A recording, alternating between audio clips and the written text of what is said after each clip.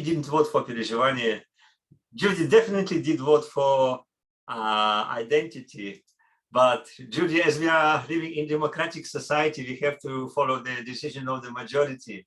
But Judy, my dear, I promise, if we have a chance in the future, I will present on identity in the best, earliest opportunity.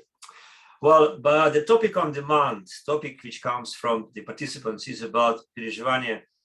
And I'm presenting about Perezhivanie for several times in different forums, in ISCAR Congress, in conferences, summer school, and so on. But every time I bring something new, because I'm also doing research in Perezhivanie, I'm also in my journey, and I just want to apologize if there are people who have listened to this presentation before, but I want to convince you that there will be something new even for you, because I just improved this presentation yesterday night. Mm-hmm. Okay, so the topic of my talk for today is Perezhivanie, the concept in transition, or the concept at risk. It's it's a sort of provocative title, but as you will see from the content of my presentation, there is not a provocation, it's just a reflection of the reality. Yeah, I strongly believe that Perezhivanie is, on one hand, the concept in transition. On the other hand, Perezhivanie is a concept at risk.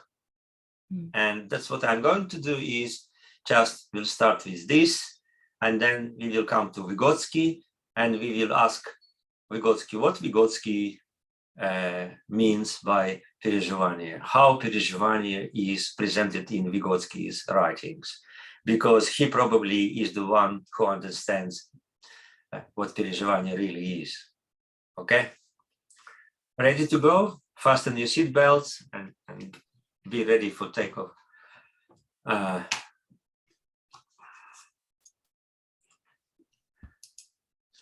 These two quotations. Oh, first quotation is from the work of Brenda Palinskar. In 1998, she wrote a paper and she said that ZPD remains one of the most used and least understood constructs in modern pedagogical literature. It was said almost 25 years ago, but it's still so valid.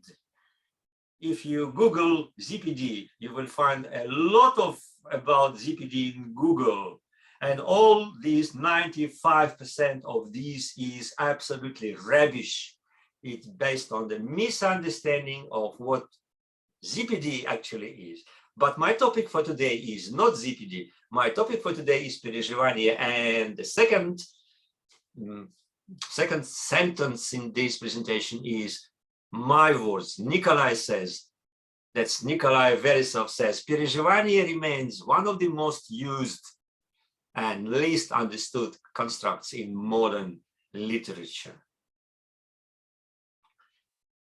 I'm afraid that with Perezhivanie, we will have the same story as we had with ZPD. ZPD was very popular for many years, and now a new toy arrives, new toy for researchers. Now they are playing with Perezhivanie the same way they played with ZPD, without no idea about what actually this toy is and what actually is this toy is designed for, and what actually you can do with this toy. No, they're looking at how bright the toy is, what is the great color the toy is, and how loud the toy is when you shake the toy.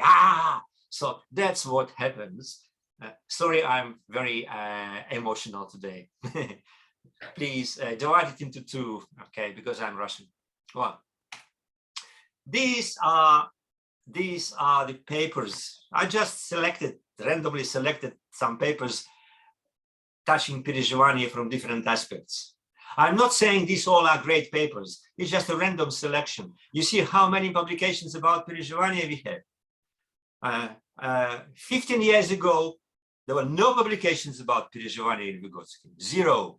Now we have a lot, okay? But to have a lot of publication doesn't mean that we have a lot of understanding. Quantity is not the same as quality.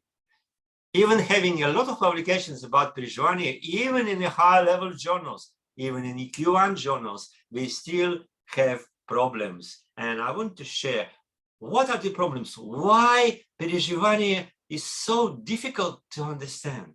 What are the problems which predict, which create obstacles or barriers for understanding of what Perezhivanie really is? The first problem is translation.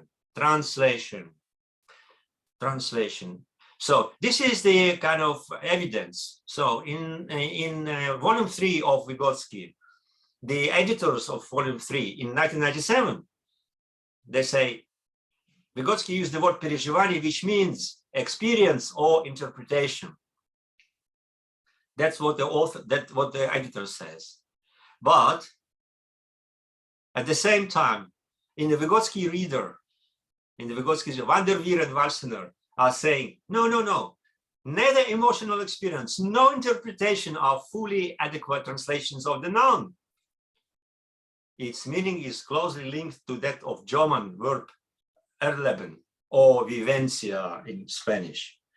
You see, there is no consistency here. Somebody is saying it is experience or interpretation. Others say, no, nothing to do with this. Okay, you see,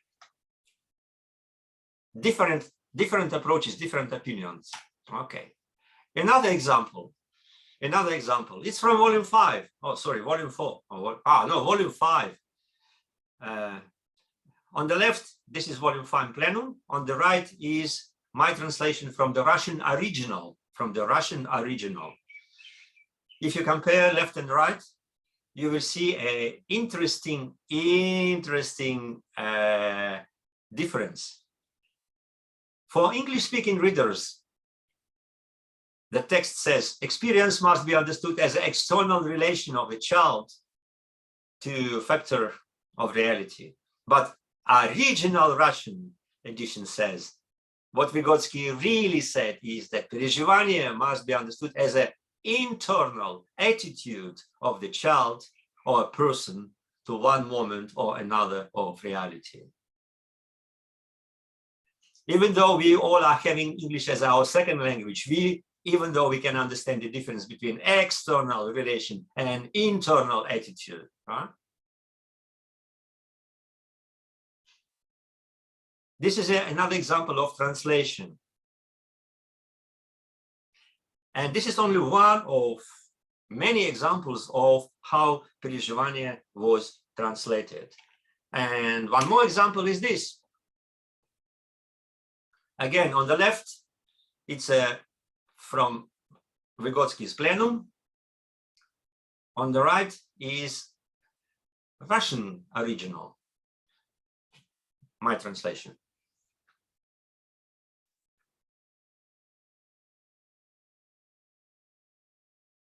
Vygotsky speaks about Perezhivanie as a unit of consciousness, as a unit of analysis of consciousness, but it was translated as a unity of consciousness.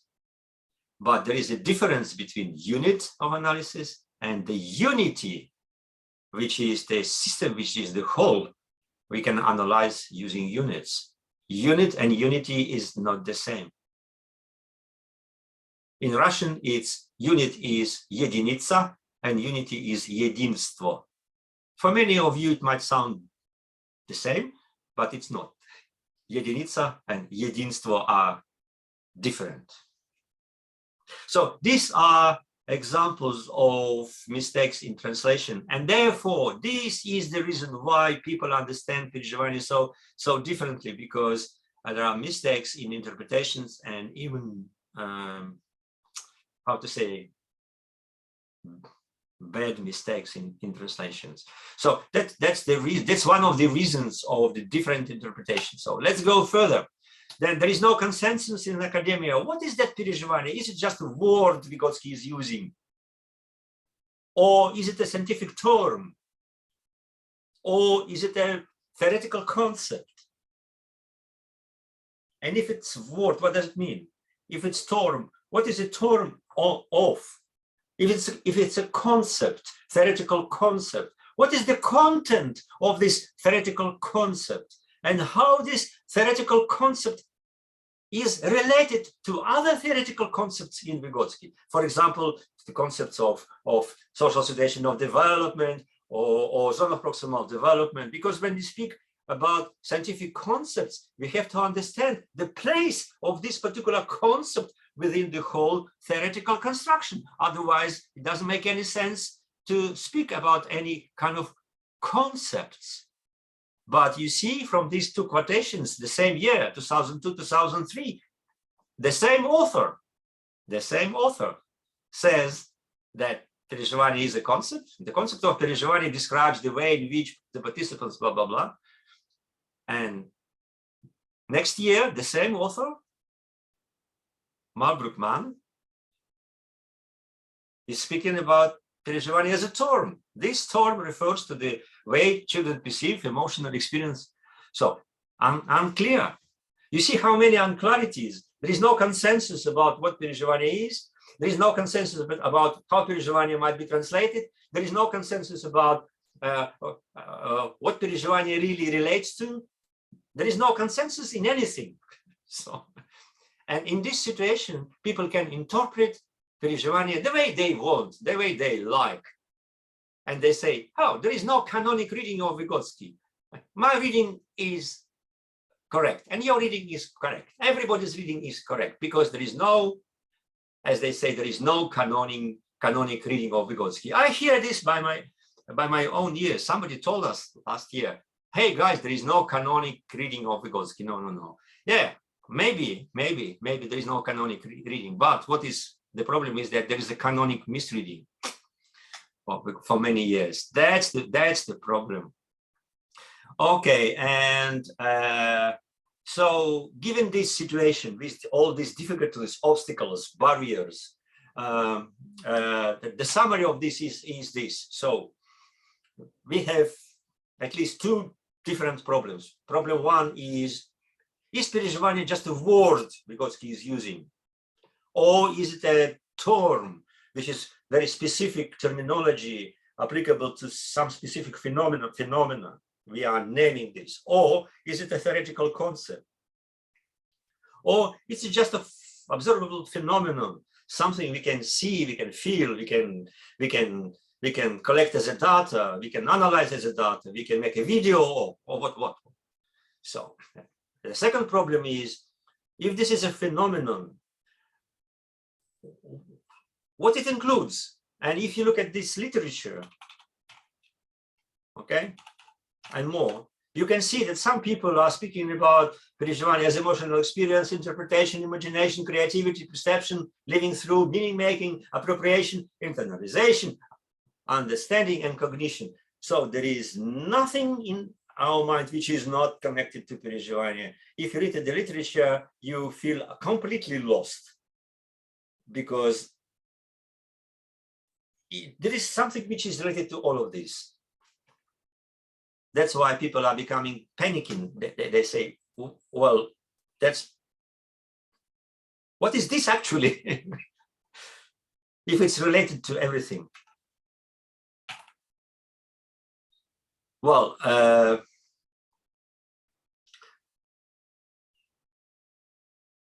this is what my starting point was when I started to study Perezhivanie, given all this situation in mind.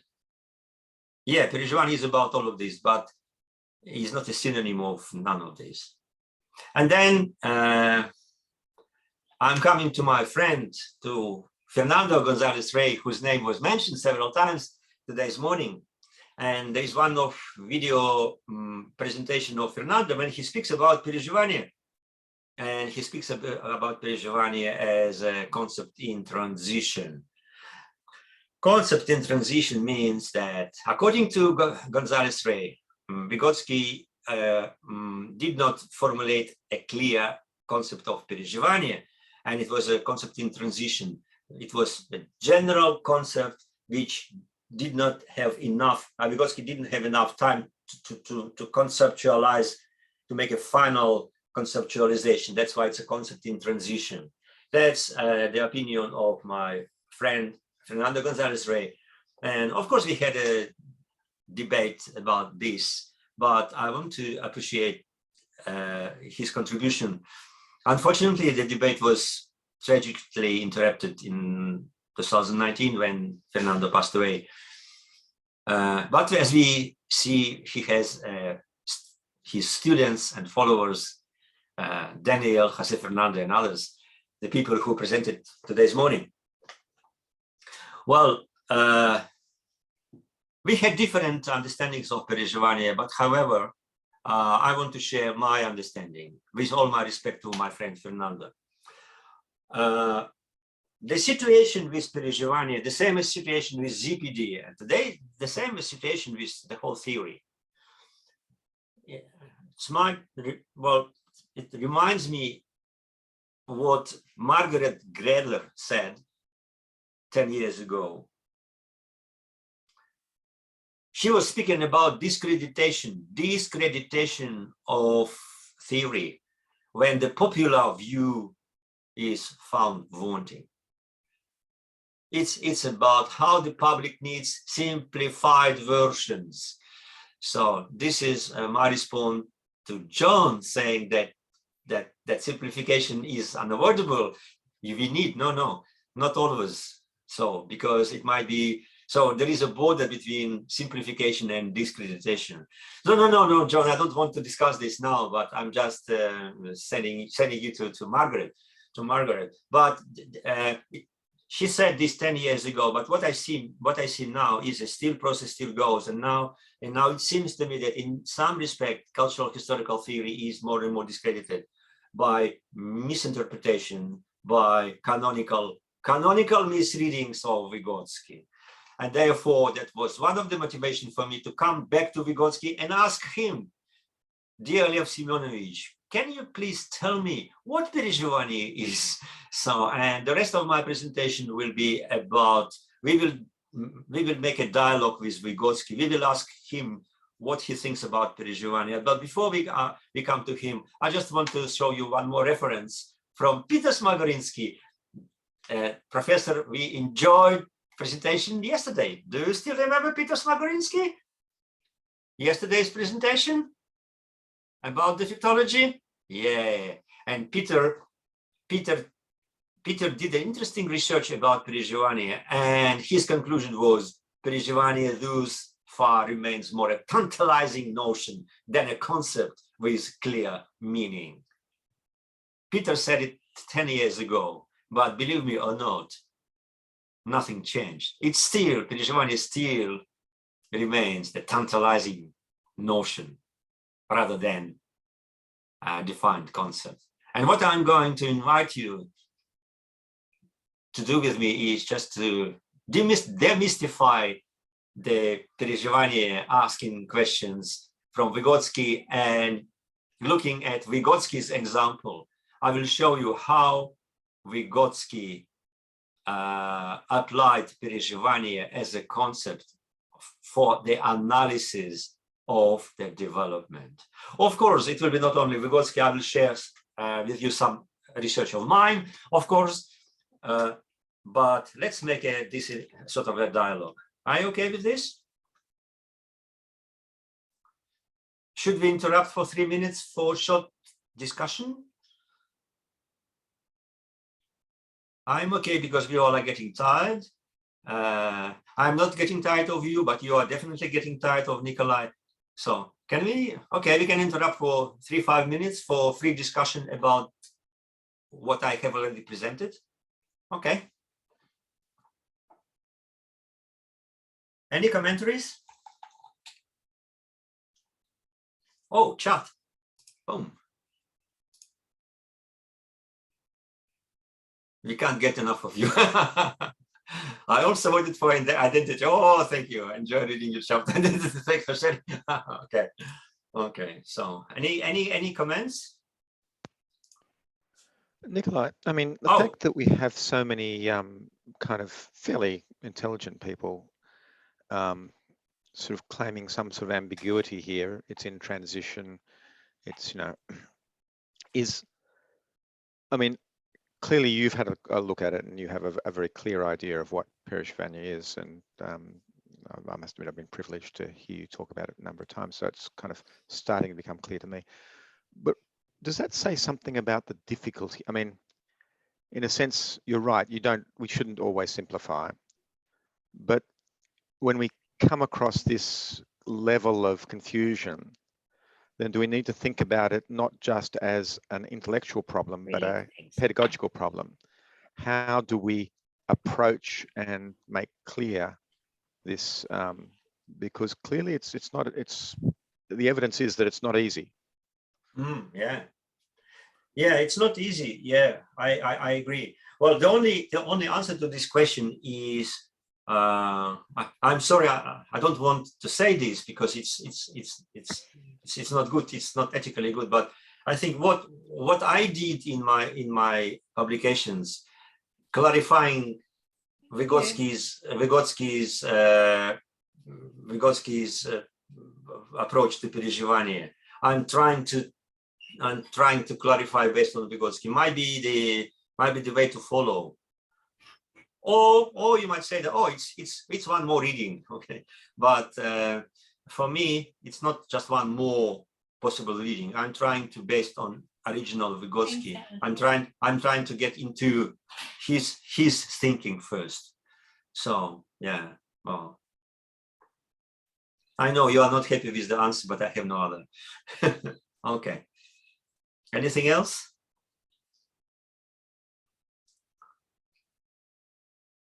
Monique, hello. You're muted, but you're Nikolai, muted. But, translation. Hello. Hello. What translation? Translation is so important here, and it seems that so many misreadings are a part of translation and which translations are being used and who's done the translation and that kind of thing, because you're a native Russian speaker, so you have an insight into this. But I've also heard other native Russian speakers have a slightly different interpretation in how they've understood common words and other words that might be used. So it's very hard for people like me who only speak one language, and that's English, that to understand and to select, I guess, which translations and who we take most notice of. Okay, I will give you an example of the very, very good translation of the book where Vygotsky's conception of Perezhivanie, his original Vygotsky's book, when he speaks, he himself speaks about Perezhivanie and how to use Perezhivanie. If you can give me 5 minutes, Judy, I will come to this point. And thank you. Your question is really the question which leads me forward. Thank you. It's a very timely question. Thank you very much. Well, okay. Katrin, did you want to say something? Yeah. Yeah. It's a real Russian word, right? It's not a neologism. It's not something called. Yeah, right. No, it's not neologism. It's a very, very common Russian word. Yeah. Yes, that's what I thought. Perezhivanie, yeah.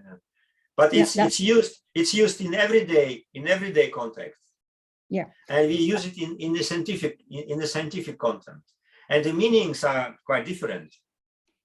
So there is a difference between everyday use of Perezhivanie, yes, and the scientific Perezhivanie. In Russia, it's a difference, especially in psychology. I will come to this a little bit later. Thank you, Katerina. It's also anticipating question. Oh, so nice that in several next slides there will be answers to Katerina's question and to Judy's question. So thank you. They are very timely. So you are in my logic. You are with me. You are really with me. That makes my heart jumping and honey comes to my heart, and I feel much better now in my COVID situation. Okay. Anything else? Where we go?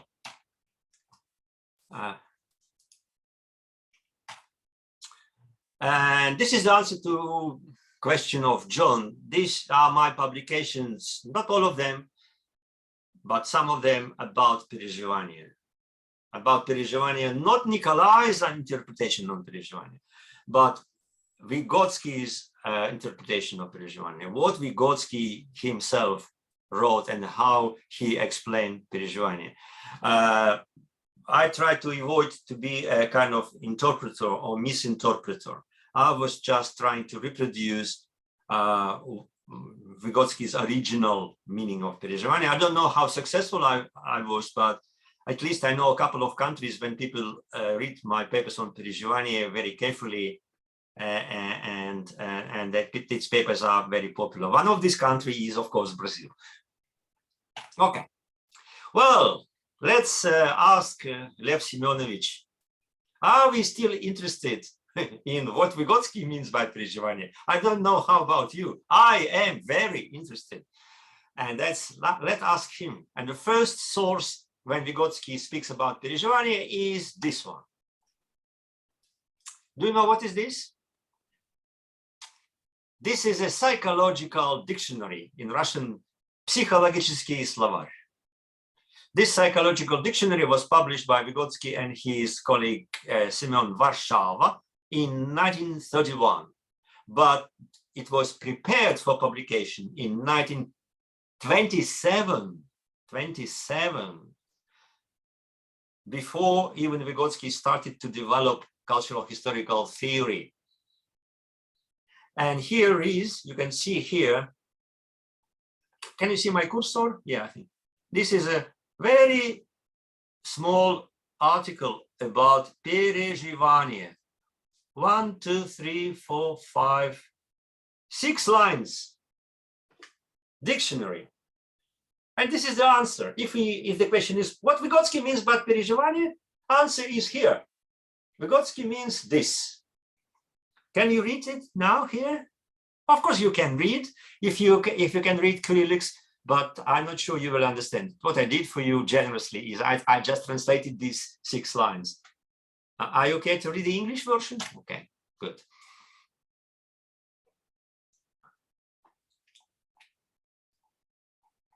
Yep.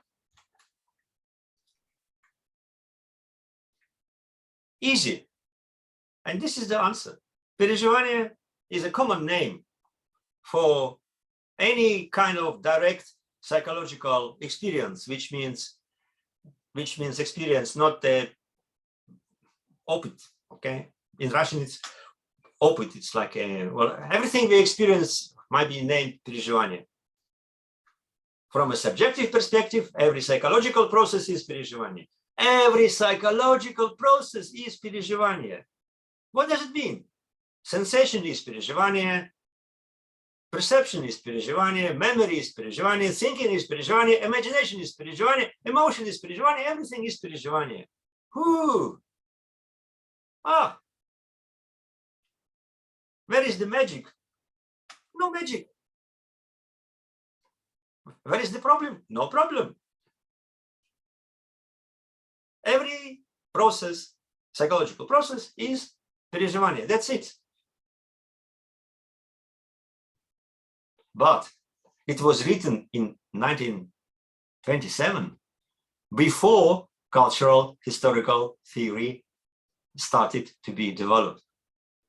And this is a psychological dictionary. It's not a dictionary of cultural historical psychology. This is a typical general psychological dictionary created for students who are having a course of general psychology in psychological vocabulary of that times, including William James, including John Dewey, including many, many great scholars.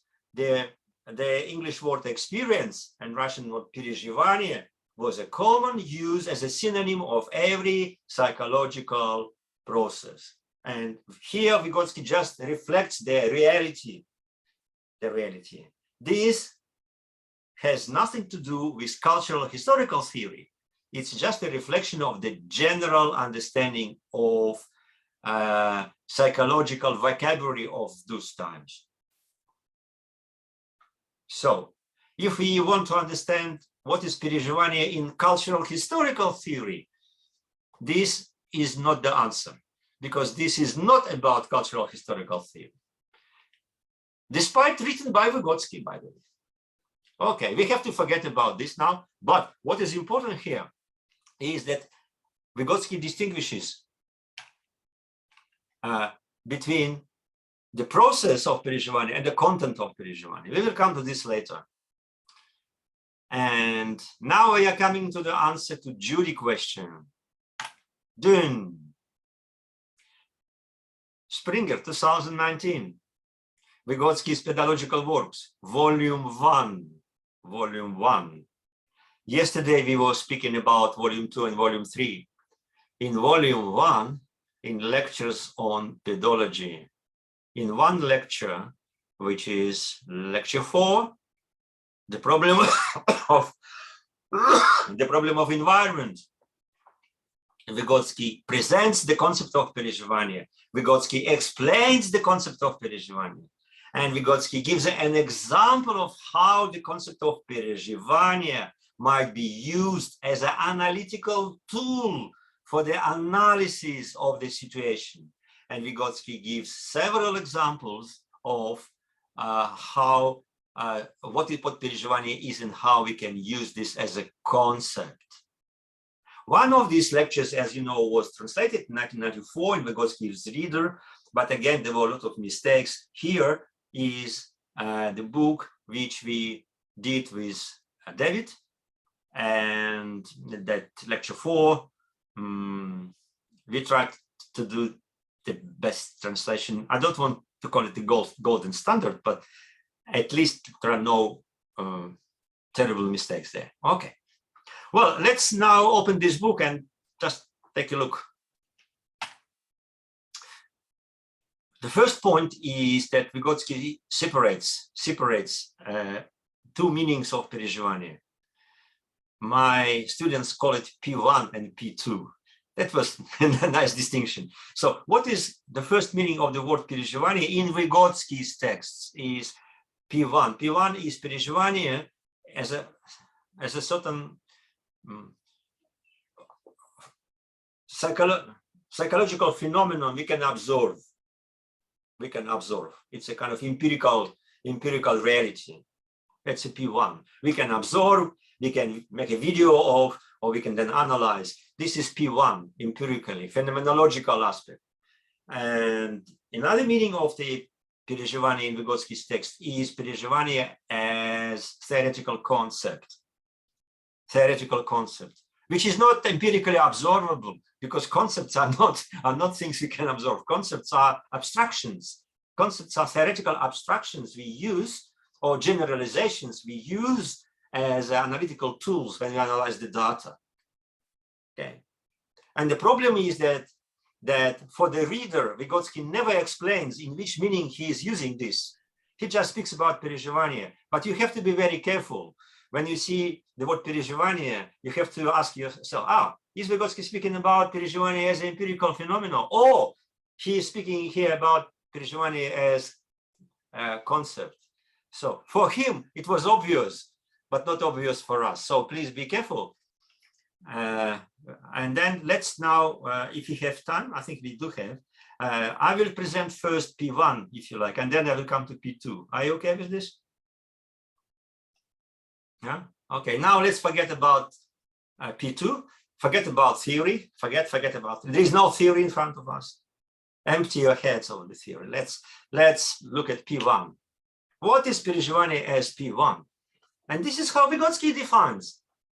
Dear Judy, it's not Nikolai's interpretation. Look, this is Vygotsky's text. Okay. Vygotsky says Perezhivanie is how the child is aware of, interprets, and affectively relates to, not to reality, but to a certain event. Perezhivanie happens when there is a certain event in child's life, and the way how the child understands, interprets, becoming aware of, and then effectively relates to this event is what Perezhivanie is as P1. This is absolutely empirically observable and a phenomenological reality.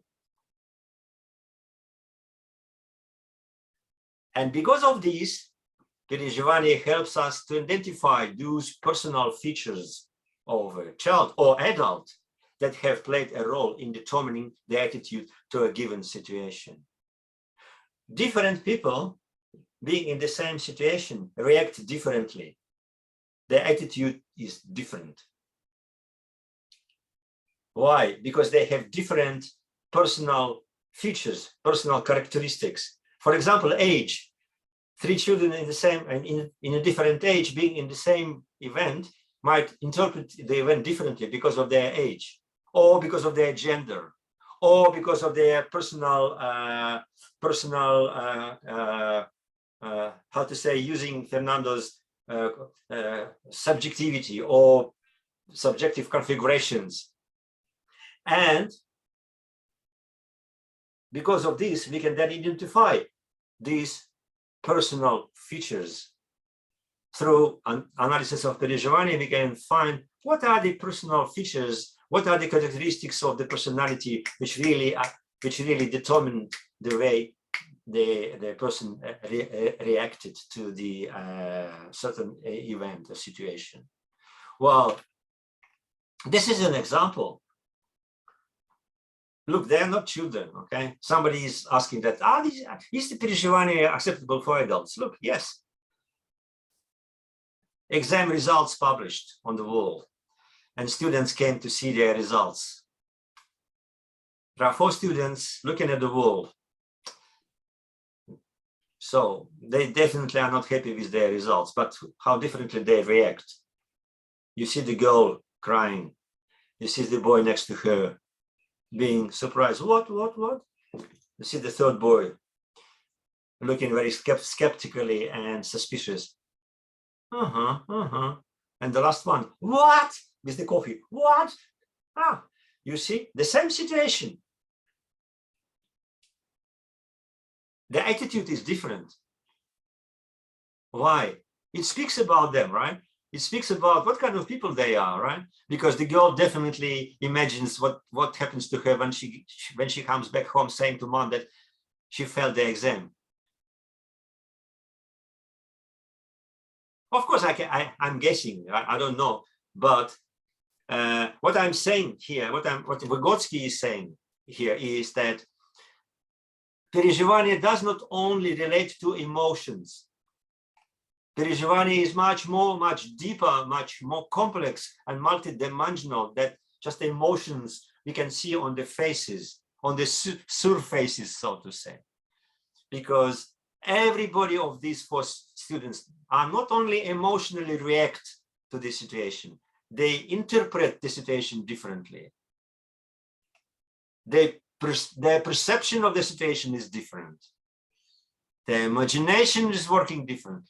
Their memory and their will. Perezhivanie is much more complex phenomenon than just emotional reaction. Of course, when we work with children, we can see emotions on their faces. But when we speak about Perezhivanie, there is something which stands behind the external emotional representation. This is a message from Vygotsky, and this is very important. That's why when people say that, oh, Perezhivanie is just emotional reaction, that's not true. Perezhivanie is emotional reaction plus, or Perezhivanie is a complex, and because of this complex, it produces a certain type of emotional reaction. Okay? So, Perezhivanie is a phenomenon. It's how the child is aware of, interprets, and effectively relates to a certain event. So,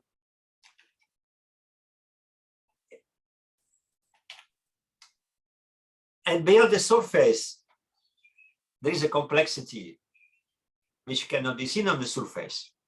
But if we have a concept of Perezhivanie, we understand that there is much more behind. It includes perception, imagination, thinking, will, memory, and of course emotions. But emotions is only one of the components of Perezhivanie. One of the many components of Perezhivanie. So how we can then make a research on this, on P1? I know people are doing a lot of research on P1. I want to share my research, which we did with Noella Mackenzie for quite a long time ago. But the story is that it was a kindergarten and excursion from the school to the church on the bus. And children were asked to draw a picture and to write, I went to church on the bus, you see. And that was a storytelling. They were asked to tell the story using written language or pictures, or written texts and pictures. You see, the first picture is the picture of the girl, and the story tells about the church, right? The whole story was the excursion on the bus to the church, but what really affected this girl was the church. That's why the drawing is about the church. You can recognize the church because of the crosses, because of the people are smiling, welcoming people to come to the church, into the church. Can you see these two beautiful ladies smiling? Well, yeah, they are great. Okay, so that was a picture of the girl. Do you know what the boy did? How the boy tell the story? This is the way. Yeah, we went to the church on the bus. But what is this? Definitely the bus. So the most important moment for him during the whole excursion was the bus, not the church, but the bus. Okay. So, and if we study Perezhivanie this way, if we ask children to share their stories, if we ask children to draw their pictures about something, what happened to them, through these pictures, we can see how their Perezhivanie works. What was refracted in the girl's mind because of her Perezhivanie, the church. What was reflected in the boy's mind through Perezhivanie was the bus. Okay. So this is the research which shows that being in the same situation, children are reflecting this differently because of their individual characteristics. By the way, the boy was in the bus because it was for the first time for him. He had something in the bus. It was the first time for him, not first time in the church, but first time in the bus. You see? Okay. It gives us information about what kind of children we are working with. Okay. Well, and this brings us back to Vygotsky. And this is what Vygotsky speaks about. He is not speaking about church and the bus, but what he speaks here, it fits nicely what we just saw in the bus and the church. Perezhivanie of any situation, the perezhivanie of any part of environment, for example, excursion, defines what will be the effect of this situation or this environment on the child. In this way, it is not in itself this moment or that moment taken without regard to the child, but that moment refracted through the perezhivanie of the child, which is able to define how that moment will affect the course of future development. Now we are coming to the territory of the development. Now it's time to make a step from P1 to P2, from empirical, phenomenological, positivistic vision to theoretical, cultural, historical. But before we do this, I would suggest we have a second stop in our bus to the church, and let's interrupt for 5 minutes and let's discuss this part of presentation I did. Are you okay with this? Welcome. Commentaries, questions?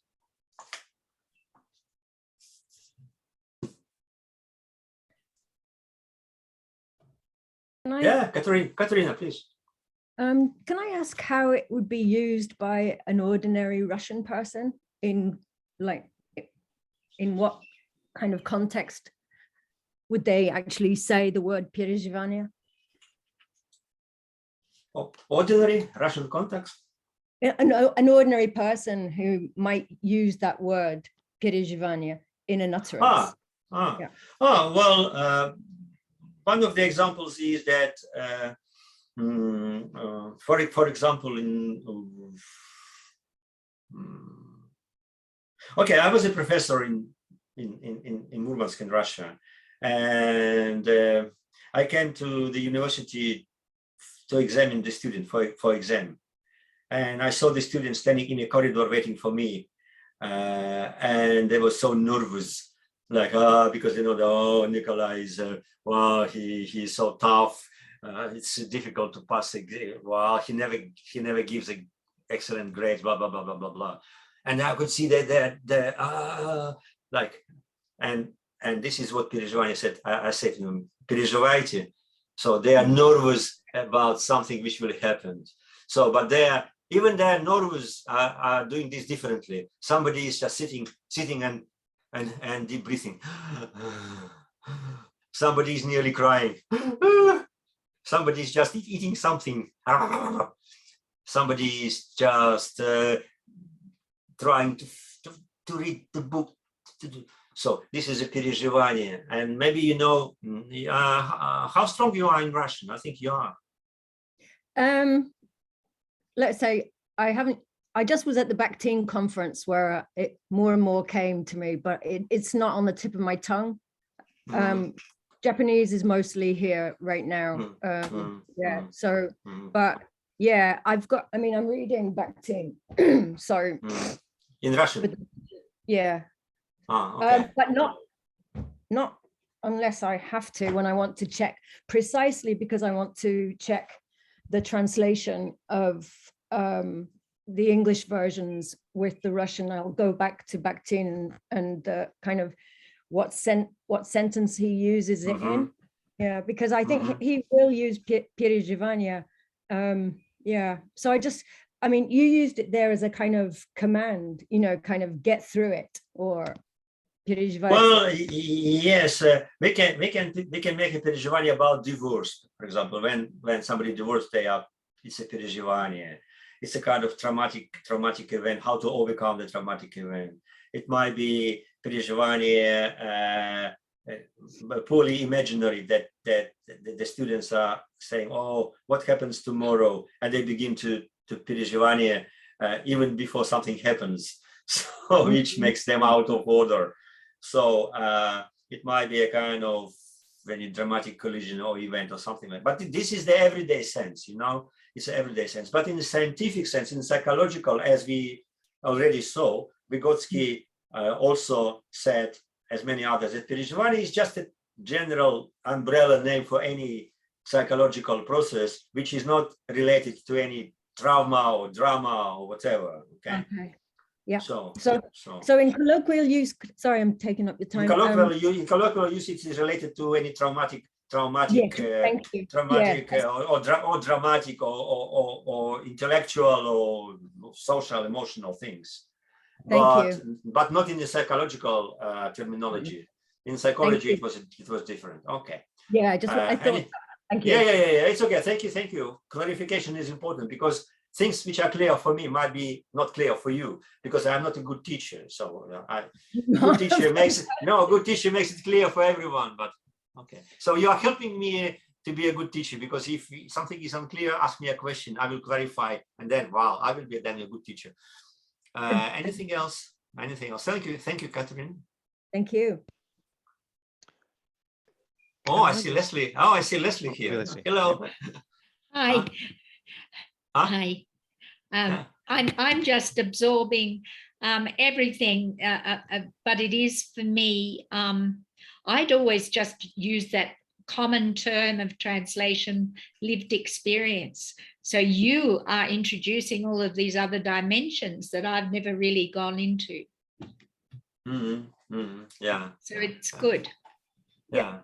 And this is one of mistakes, because when for example our friend Dorothy Robbins asked some Russian colleagues to explain what Perezhivanie is, they gave her the explanations like living experience, blah blah blah, but they forgot to give her the interpretation of the psychological dictionary. They were using the colloquial understanding, but Vygotsky did not use Perezhivanie in a colloquial understanding way. He was using Perezhivanie in as a scientific term. I don't know why Dorothy didn't ask this question, but it's too late. Okay. Well, Hannah? Yeah. Hannah had a question. Yeah, thanks. I was wondering, I'm trying to understand this, yeah, as you said, very complex term. And now in this first sense, as an observable phenomenon, is this basically, you'll probably come to answer my question in the upcoming presentation, but unless, in case not, so is this first sense how we would then in research operationalize the concept as you know, this is what is observable and what people do? Yes, Hannah, thank you. But we didn't speak about concept yet. We are speaking about Perezhivanie as something which really exists in our lives, how we experience things, how we are reflecting things. It's a phenomenological aspect. I did not touch Perezhivanie as a concept by now. I didn't touch the theory. I'm just giving you an example of how Perezhivanie exists in our life, our Perezhivanie, our friends' Perezhivanie, and our subjects' Perezhivanie, how we can study Perezhivanie as researchers, how we do an empirical study. For example, we can ask children to make a drawing, and through the drawing, we can see how their Perezhivanie was working, what was reflected, what was not. So yeah, but that's in my understanding, that's basically, you know, you take the theoretical concept and you operationalize it as something concrete and observable. No, this is not the case. This is not the case. So some people never use any theoretical concepts. They just make an observation, then make an analysis, and then they publish. No problem. Okay. That's what I never do, but some people do. Okay. Well, Catherine, Yeah. my favorite. Sorry. No, sorry. No, just I'm sorry, I can't remember if it was Hannah who said the lived experience, because that's how it's No, Leslie. Oh, Leslie, sorry, Leslie. Yeah, so I think this is really important for native English speakers, because lived experience is used in our own social sciences all the time, and lived kind of indicates that it's already over, which Perezhivanie doesn't indicate at all. So I think it's really important. No, Perezhivanie is what happens now with you. Yeah. So yeah. Coming back to Vygotsky, do you remember Vygotsky said Perezhivanie is an internal attitude of the person to the reality, which might be expressed through emotions, through communication, through interpretation, through memory. So I would rather say it's an integral internal attitude to certain event. Integral means that it includes elements of thinking and memory and perception and volition and emotions. So that's why Vygotsky says that this is a minimal unit of analysis of consciousness, because human consciousness is a system which involves perception, memory, thinking, imagination, working together, not just separately, but as a kind of nexus, a complexity. And the integral internal attitude to certain event. What Perezhivanie is not what was lived through. It's actually what is living through, so to say. Okay. Now can we go? Hannah, are you okay? We continue? I see you are so disappointed. Why? What's the reason? No, I'm not.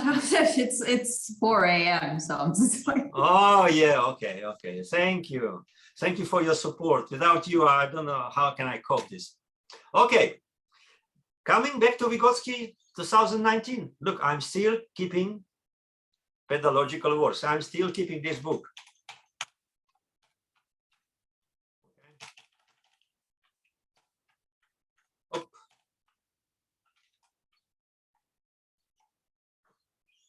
This is another meaning. Vygotsky says here, look, Perezhivanie is a concept. Do you see the difference? Because Perezhivanie is how the child interprets the world. here is a concept which allows us, which allows you, Nushin, you, Katerina, you, John, and me, us, all of us, which allows all of us to study the role and influence of the environment on the psychological development of children in the analysis of laws of development. Perezhivanie is a concept, theoretical concept, which allows us to study, to investigate, to make a research on what role and influence of the environment on the psychological development of this particular child or this particular adult. This is a theoretical concept. Okay, let's, and then Vygotsky gives us an example of the concrete situation, and he gives us the analysis of this situation using the concept of Perezhivanie as an analytical tool. He doesn't only introduce the concept, he immediately shows us how can we use this concept of Perezhivanie to study the role of and influence of the environment to the psychological development. And he gives us an example, famous example about 3 children in the same family with a drunk mom. An example you probably know, okay, at least from my work. So I'm just reminding you. So the problem is that these 3 examples were not correctly translated in 1994 translation. Now we retranslated it, and this is the first. Okay, I can give you a minute or two to read. Is it big enough to read? Yep. Okay.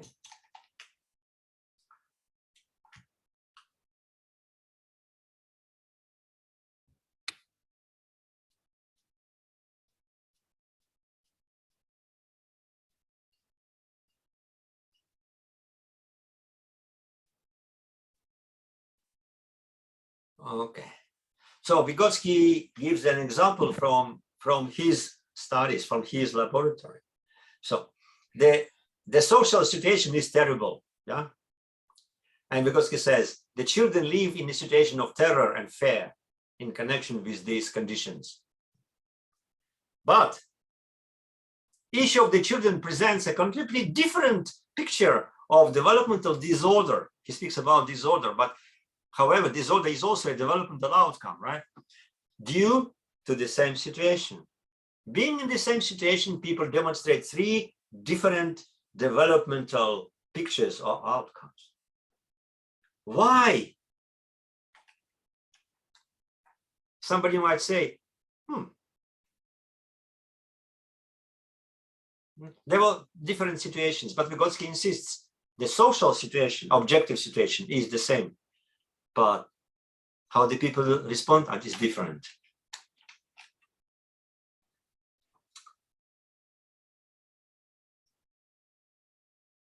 You see, I highlighted by red. What determines the fact that the same environmental conditions have 3 different effects on 3 different children? This is due to the fact that the attitude of each of these children to event is different. And what is attitude? Perezhivanie is attitude. Huh?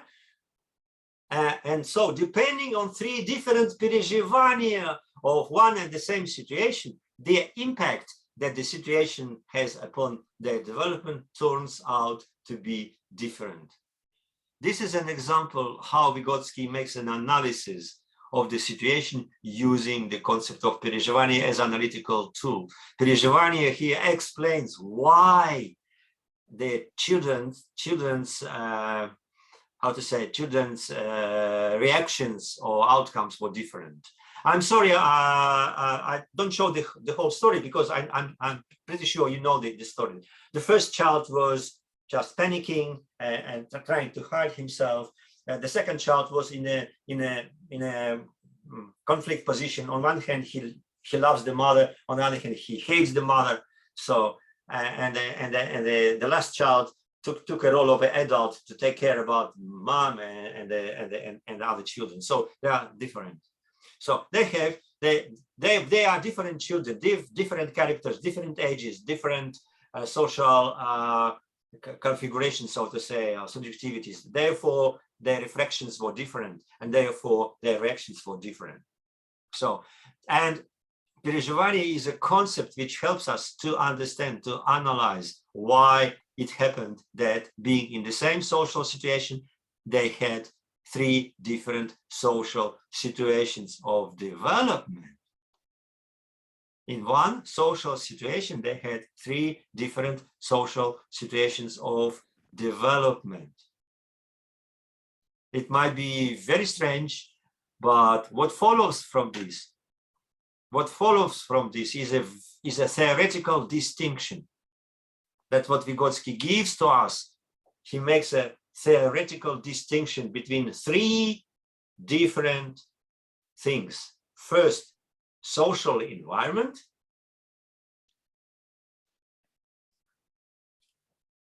The wider context the child lives in. Social environment. And for these children, social environment was not only the family, of course. There was the friends and school and whatever. Okay, social environment. The second is social situation.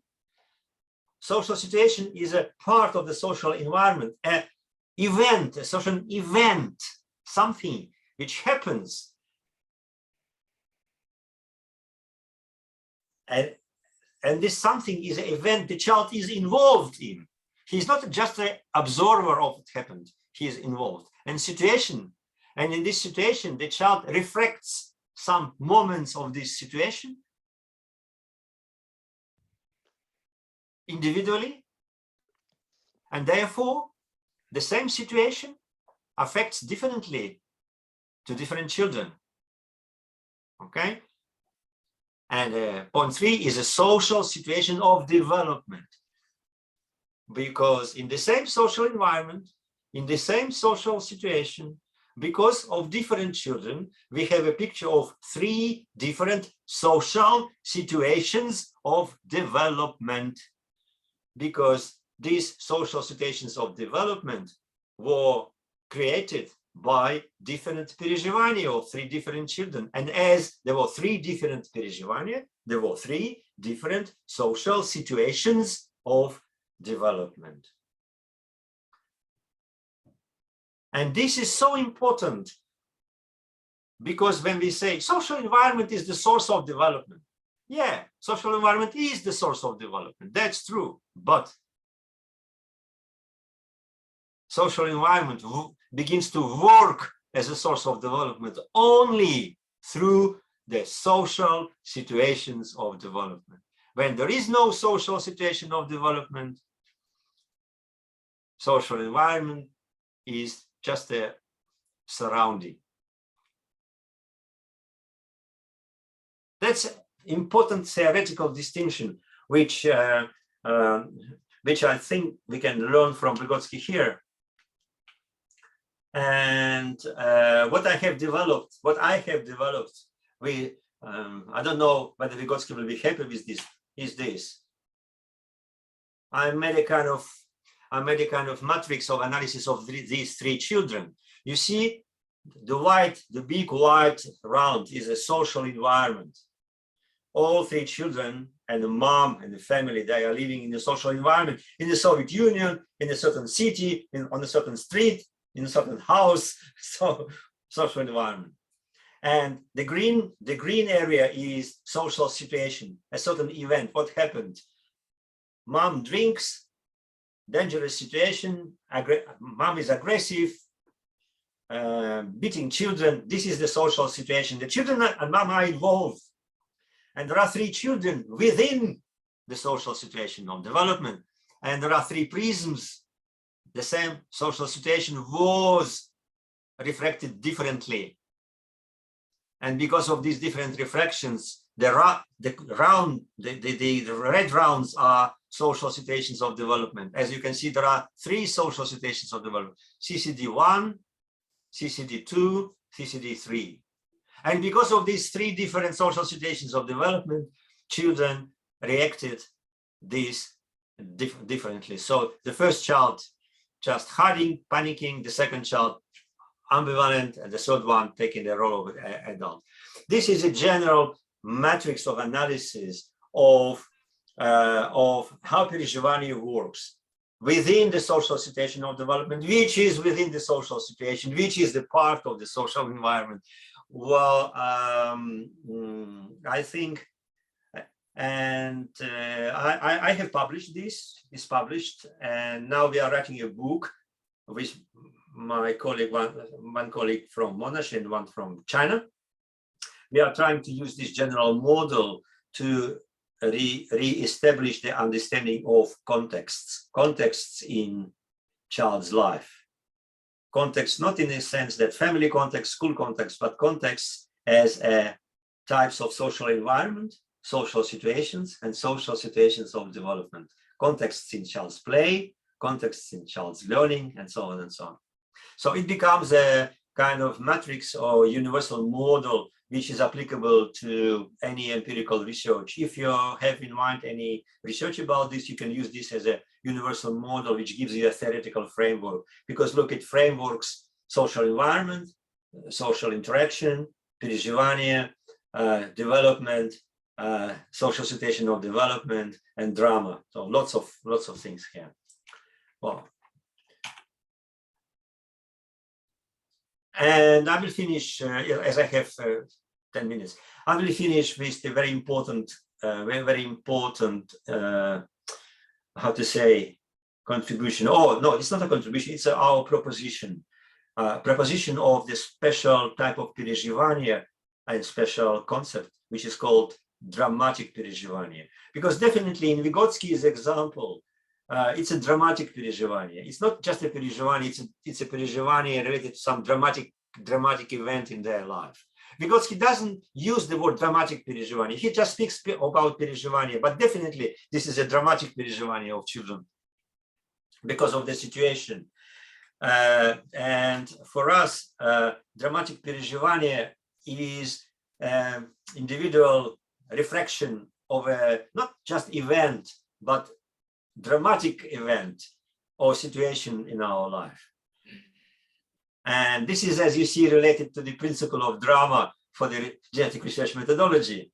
So social dramas, social dramatic events, collisions reflected through child Perezhivanie might become a micro social situations of development and might produce qualitative changes. There might be a turning points of the child's developmental trajectory, and which is very important.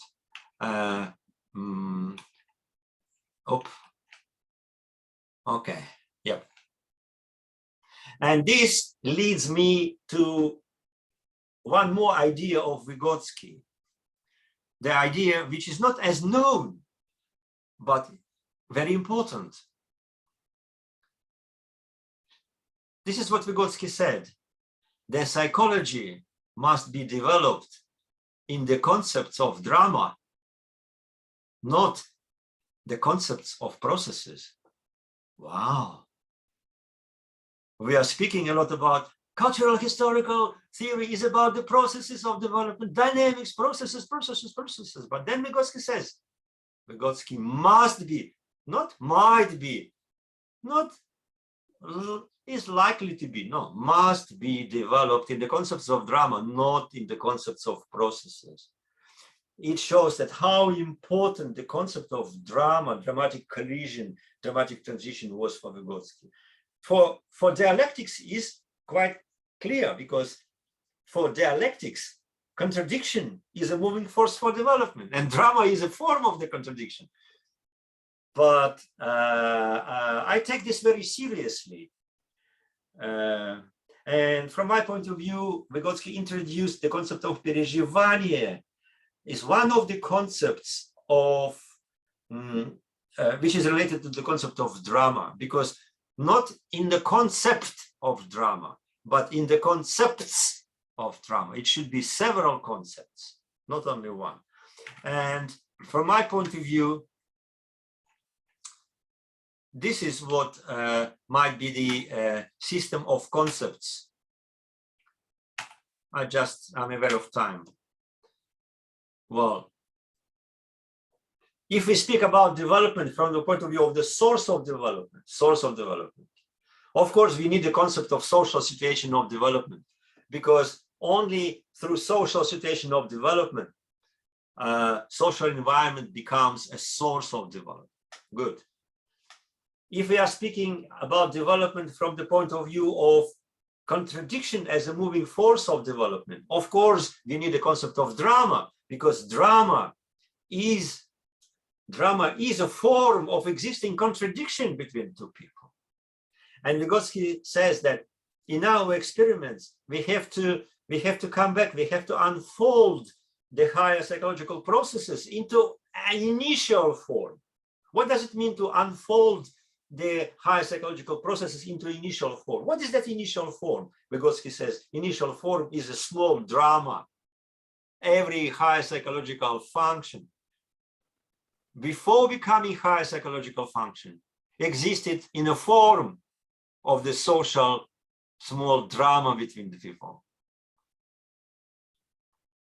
And if we focus on dialectically on development as a qualitative reorganization, transformation, or metamorphosis as a dialectically important characteristic, we need the concept of Perezhivanie, because only through Perezhivanie, because of Perezhivanie, only those components of the social environment that are reflected by Perezhivanie are having any significance, developmental significance on the child. You see these three concepts together, social situation of development, drama, and Perezhivanie. The combination of these three concepts helps us to follow three most important dialectical aspects of development: source of development, contradiction as a moving force of development, and development as qualitative reorganization. There is a link between concepts and dialectics. And of course, here Perezhivanie is definitely the unit of analysis of social situation of development. Perezhivanie is a unit of analysis of social situation of development. I'm paraphrasing Vygotsky here. Vygotsky says that it's a molecule which must be a unit of analysis from which the ordinary physical property of water, its capacity to extinguish fire, may be explained. You know this. This is from volume 1, Thinker and Speech, unit of analysis. But the same way, it is a Perezhivanie which must be unit of analysis from the property of social situation, its capacity to be a social situation of development. This is Perezhivanie, what makes social situation a social situation of development. And therefore, Perezhivanie is a unit of analysis of social situation of development. And therefore, if we follow Vygotsky's recommendation that scientific concepts never go alone, yeah?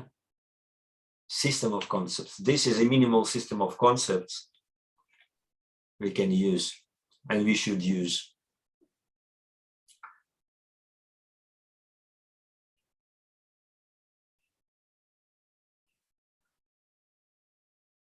So this is what Perezhivanie is in Vygotsky's texts. This is how we can study Perezhivanie as a phenomenon, and this is how we can use Perezhivanie as a concept. And this is what I did during this last 10 years of my study of Perezhivanie, both theoretically and experimentally. And I think now my time is over. And thank you very much for listening. I know you are terribly tired of me, but that was my last presentation for this school. Thank you very much. You are a great audience. Thank you. Thank you.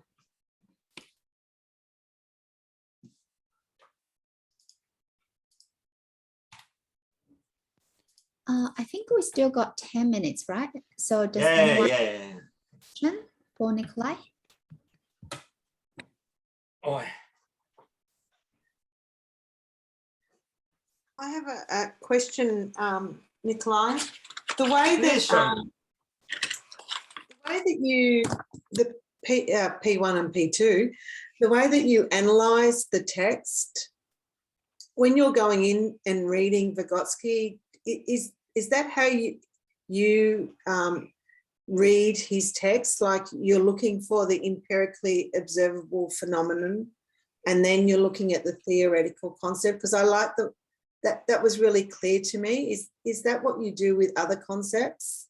No, other no. concepts, or just that particular reading? Yeah. But in other texts of Vygotsky, is because he knows what he's writing, that things are mixed and intermingled in such a way that it can be quite difficult to unpack his text? No, well, actually, it's difficult to unpack his texts, even for Russian scholars. The drama is that many Russian scholars who say they are Vygotskians, they have very limited knowledge of Vygotsky's texts, unfortunately. But today, the topic was Perezhivanie. And as I said, for me, it was important to get into what really Vygotsky means by why it was so important for Vygotsky to introduce Perezhivanie differently from the traditional psychology, not as a general term for every psychological experience. Why he selected the word Perezhivanie, bring it to the cultural historical theory as a concept, and what is the content of the concept? That was my task. And through reading Vygotsky, I discovered this, that there is how the child interprets this one point. This is a concept which helps us to understand. This is another. So I had to reconstruct his step by step, okay, text by text.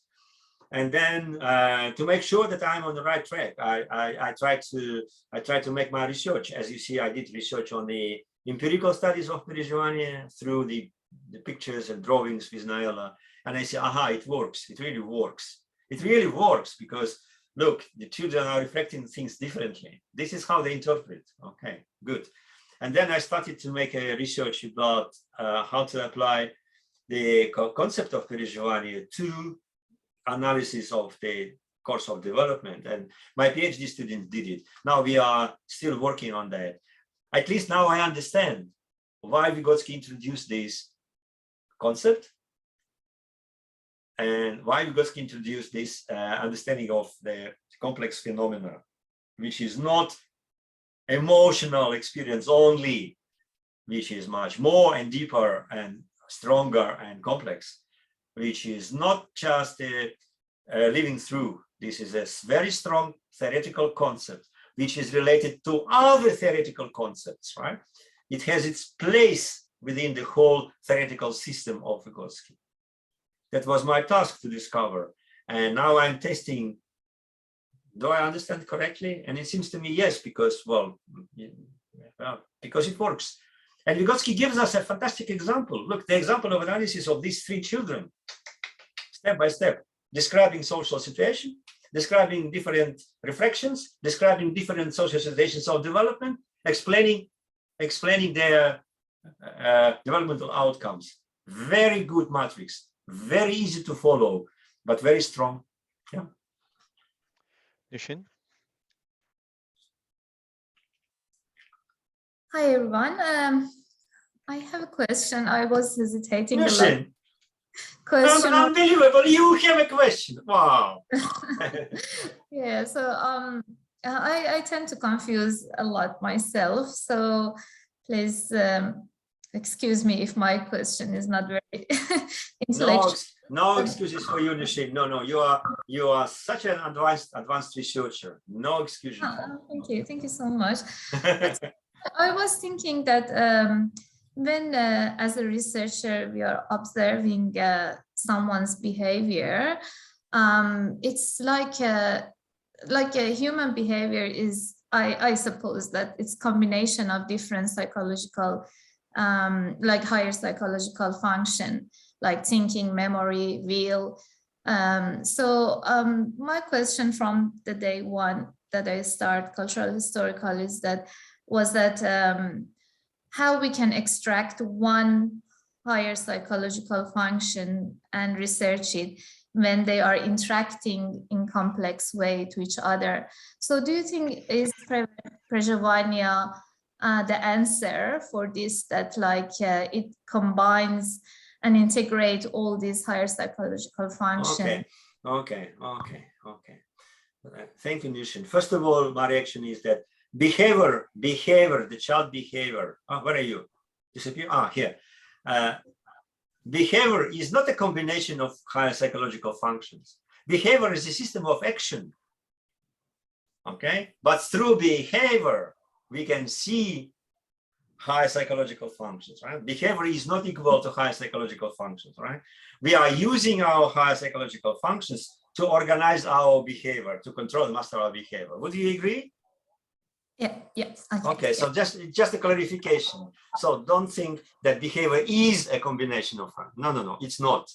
Okay. Second, you are absolutely right. We cannot extract certain one single high psychological function from the system, because they work as a system. They work as a system, and that's why Vygotsky is speaking about systemic structure of consciousness, system of consciousness. Of course, there are separate high psychological functions. Abstractly, yes, but in fact, there are not. They all are interrelated, but it depends on the age, because small children have a different structure of high psychological functions comparing to adults, because small children, for example, they have no abstract thinking, and therefore their structure is led by memory mostly, right? And infancy is a perception. So there is a kind of leading or central neoformation, as you know, okay? So every age is characterized by the specific structure of psychological functions. But if you take experimental study of how the separate individual function develop, we can create a special experimental conditions to study the process of development of individual psychological function. But we do it for the research purpose. In real life, we cannot separate, but we can create a special conditions, laboratory conditions, focused on this specific high psychological function, how it grows, how it develops. So there are two different things. So, but Perezhivanie is an answer. Perezhivanie really is an answer, that when we speak about what you can see in children's behavior, like emotions, be careful, they are not only emotions. There are just the external manifestations of something which is much deeper, which is Perezhivanie. And Perezhivanie, in this sense, Perezhivanie is an answer to that, for research reasons, we can separate. But in real life, nobody can. Yeah, thank you. Great question. I said you are an advanced researcher. That's true. Okay. Thank you. Okay. Nikolai. Wow, Judy. Every time I hear you talk about this, I get just that little bit closer to understanding it better. I'm a very bad teacher. I didn't make it understandable even for you. Terrible. No, I said I do. I get it. A bit more. I think I got it more this time than I have before, but I noticed this time you didn't talk about refracted through the prism of Perezhivanie. And I'm just wondering whether you've moved away from that idea or whether you just didn't use it this time. And because prism, to me, having a science background, sort of was quite interesting to think about that refraction through the prism of Perezhivanie. Yeah. Well, thank you, Judy. But actually, I did say about refraction. You did. But yes, I didn't, you said refraction, but didn't mention prism. But I didn't mention the word prism. Yeah. Because prism for Vygotsky, Vygotsky says that Perezhivanie is a kind of prism which reflects the social environment. And because prism refracts differently, therefore the influence of this social environment to different people will be different because of different prisms. Yeah, but here Vygotsky is using the prism as a metaphor, of course, because there is no any physical prisms in our heads or in our hearts. So in introducing the metaphor of prism, it seems to me Vygotsky just challenges the metaphor on which the whole psychology is based, and this metaphor of mirror. Yeah. If you look at the history of psychology, idea of reflex, internal, external, internalization, externalization. What is reflex? Reflex or reflection? Is it reflection? Is a mirror? I look and mirror and it reflects. It reflects. But Vygotsky says reflexes are in animals, biological line of development. Of course, we have reflexes. Otherwise, how can we survive? But when we begin to refract social environment through our individual minds, here the psychology begins, because psychology is not about how we reflect. Psychology is about how we individually refract. What happens to us? Not just reflecting, but refracting. And this is a starting point for psychology. And this is a strong metaphor with which Vygotsky challenges the usual metaphor of reflection or mirror. Not reflection through mirror, but refraction through the prism of our individual Perezhivanie, which makes us so unique, which makes us so different, which makes us humans. Sorry, Judy, I didn't touch the metaphor, but thank you for your question. Now I'm touching the metaphor. My interpretation of that metaphor actually has another element to it. I mean, one of the great images of science, and it moved right across Europe, and the idea of the scientific revolution took Newton as icon. And one of the great experiments that Newton did, and he was the first person to do this in a really interesting way, is to use a prism to refract white light into its components. And yes, said something really profound about the way light was. I mean, he actually got it wrong. He thought it was corpuscular. It was, and it turned out that at that time, a better way of talking about it was thinking about waves. But nevertheless, that image of Newton with a prism, you will see that there is a room in the museum of the Bologna, the University of Bologna, which is set up to reproduce that experiment. It was such an important, and so one of the things I think Vygotsky's doing is saying, okay, we think of science being revolutionized by the new, we have Newton as this symbol of revolutionizing, changing from some medieval ways of thinking to modern scientific ways of thinking as this image. I'm actually doing the same thing. My ideas are changing it from a kind of a medieval way of thinking about psychology to modern psychology, and I'm standing in the same position. So there's a certain amount of hubris there, but I think it's probably justifiable in the case of Vygotsky. So it's really interesting. Thank you, Zhizhi. You put a little comment in the chat. Do you want to sort of talk a little bit about that relationship between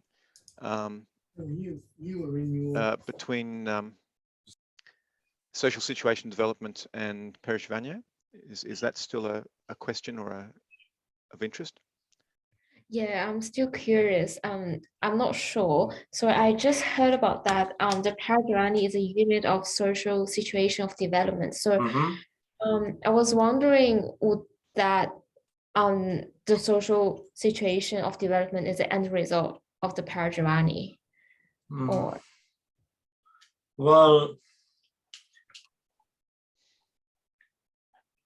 I would prefer not to think about this in terms of results, because result, when you say result, it means that there is a process which brings to this result. But Vygotsky is not speaking about results. Vygotsky is not speaking about the final products.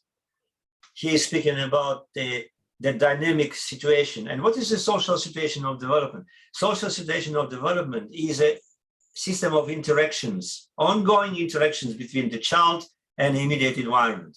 This is a dynamic process. It's not like the child is sitting and a social situation of development is around him. No, the child makes the social situation of development by being involved somehow, reacting, interacting, participating. Huh? This is a dynamic, but how he participates, how he reacts, how to interact depends on how he reflects this social situation.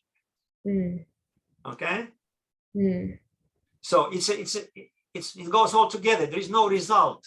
The social situation of development is always when we are participating in something and we are reflecting. Even now during the class, I hope so that we have developed together the social situation of development because you were participating, and and everybody reflected this differently. I'm pretty sure that everybody's reflection was different. That's why I never look at my students' notes because after my class, because I see, oh, I didn't say that. Okay, so this is what happens. And now, what is the result, Zixi, about this? Today's my presentation. Your question, is your question a result? Is the social situation is the result? No, it goes. It's a dynamic unity, which I hope creates some opportunities for everybody here to make a little bit step in developing our understanding. And the results might be in the future, like better understanding of something. So, and this is not, no, I don't know how to explain this, but you understand what I mean.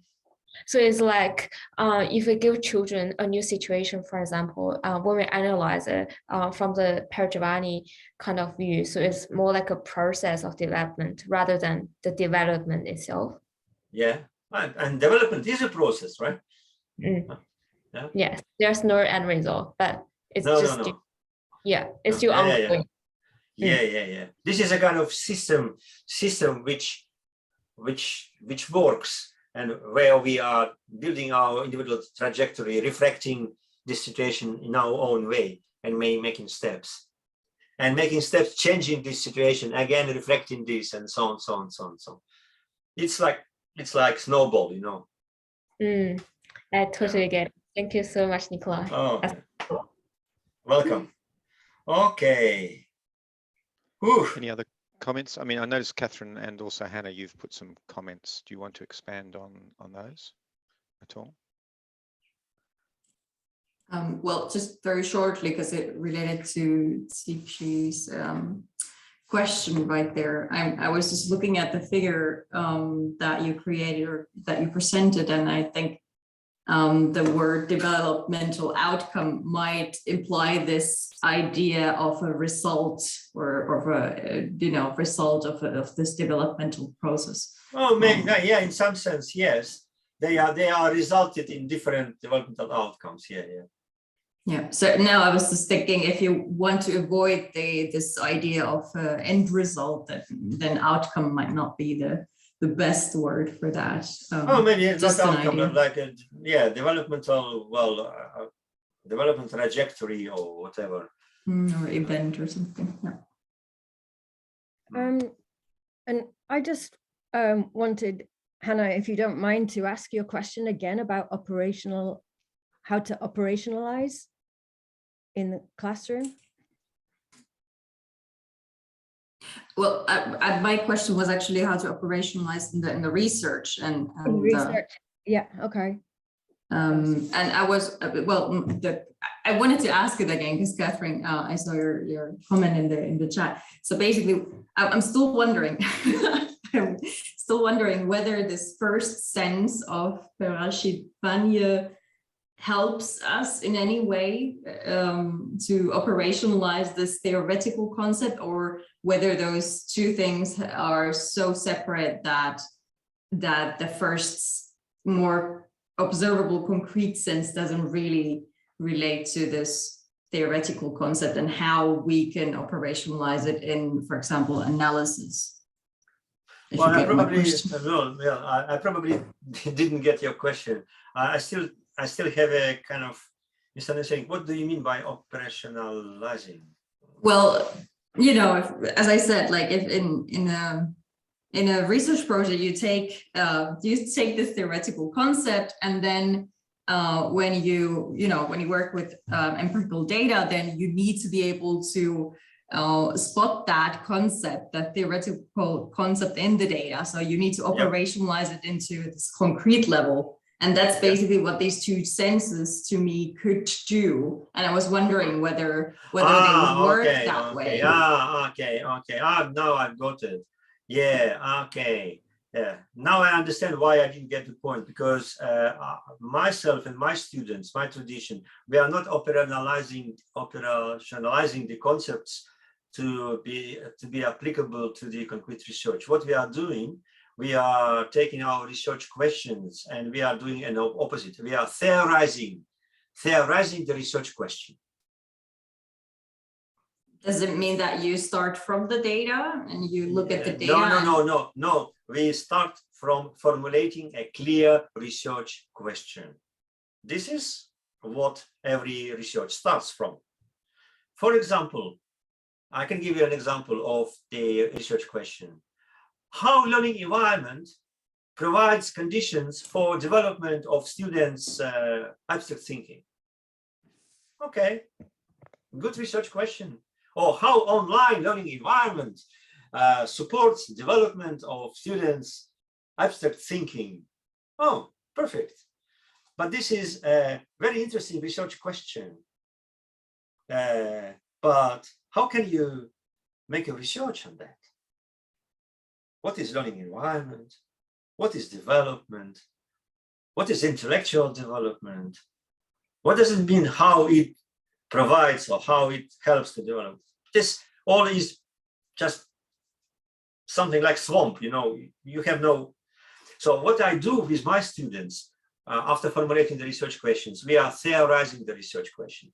And theorization of research question is that we are re-establishing the research questions and they remain the same question, but the formulation of the question becomes to make it researchable with the help of the theoretical tools. For example, this question we can theorize this way. What are the social situations of development the learning environment provides to develop students' abstract thinking? If I theorize the research question this way, I can then be able to collect the data and to look at learning environment from the very specific point of view. I look at what kind of social situations of development are in this environment. Yeah, are there any? How they are created and how they work or not. Or I can operationalize or theorize in this way. What are the zones of proximal development? What are the zones of proximal development online learning environment consists or includes in order to support students' intellectual development? And then it gives me lens to look at the same online learning environment, but I'm trying to find the moments where there are micro zones of proximal development or not. So your way is operationalizing the theory to data. My way is theorizing the research question and the data to the theory. So but I suppose the step that I would take after what you just described, and that's what I mean with operationalizing, is to like really define the concept, like the way you've just done with Perezhivanie, and define it really clearly and to make it observable in the data. Then that's basically what I mean. Yeah, but you see, I do this, you do this, but it's the same, because as the result, we are becoming able to apply theoretical concepts to our concrete research. And as P1 is not at all a theoretical concept, but as you know, there is a lot of research. For example, Beth Verholt, she did a dissertation about Perezhivanie in play situations in a classroom. But she is not using Perezhivanie as a concept at all. She just describing different types of children's Perezhivanie, making empirical data. Children are reacting this and this and this and that and that. Then she summarizes. Then she creates a kind of what she says, not matrix, not vignettes, but how to patterns. But paternalize this and then classifies this. And this is a very good research. Dealing with the empirical representations of different types of Perezhivanie of children in different situations, classification and paternalization, whatever. That's good. That's good. I don't mind. But this has nothing to do with Perezhivanie as a theoretical concept, because it's not her research question to understand how through Perezhivanie the children develop. She didn't even ask this. Her research question is what are the Perezhivanie might be created by organizing the learning process this way. Okay. So it doesn't contribute to theory development, really. Absolutely. That's what my concern is about, that we have a lot of research, having research questions which have nothing to do with development. But if they are nothing to do with the development, why they are using cultural historical theory? Because cultural historical theory is a theory of development. So I suppose I'm wondering whether the first sense that you presented is useful for us in any way, or whether it's just important to realize that Vygotsky uses the term in two different ways and to pay attention to that. Yes, it's important for us to understand. And therefore, we can understand that there are a lot of research on Perezhivanie with the quotations on Vygotsky, but they're not actually cultural historical studies on Perezhivanie. They're just empirical descriptions of Perezhivanie using the toy. Do you remember I said it? The toy sound is very good. That's what they are doing, you know, and it's good. I love, I can do the same. But for me, it has nothing to do with the real deepness of the concept of Perezhivanie. My idea is that, of course, we can do empirical research, as we did with Bas and the church. No problem. But it doesn't contribute to cultural historical understanding. But if you take the concept, that's a different story. That was a kind of dramaturgy of my presentation, and thank you for grasping this correctly. I don't want to be critical, you know, but remember the topic? Concept in transition or concept at risk. That's about that. Okay, I might draw it to an end here because go off to one consultations in 10 minutes. So there's barely enough time to grab a cup of coffee. There is still one slot left for Judy in her final at 3:30. After the one-to-one, which is the next hour, we'll be back for Katerina to finish off the summer school. So do if you're still can be awake. Hannah, you are amazing. I don't know how all of you who are sort of at some ungodly hour of the morning doing this are able to do it. Obviously a lot younger than I am, thank goodness. But yeah, wonderful to see you, and thank you very much, Nikolai, for a wonderful session. Thank you for coming.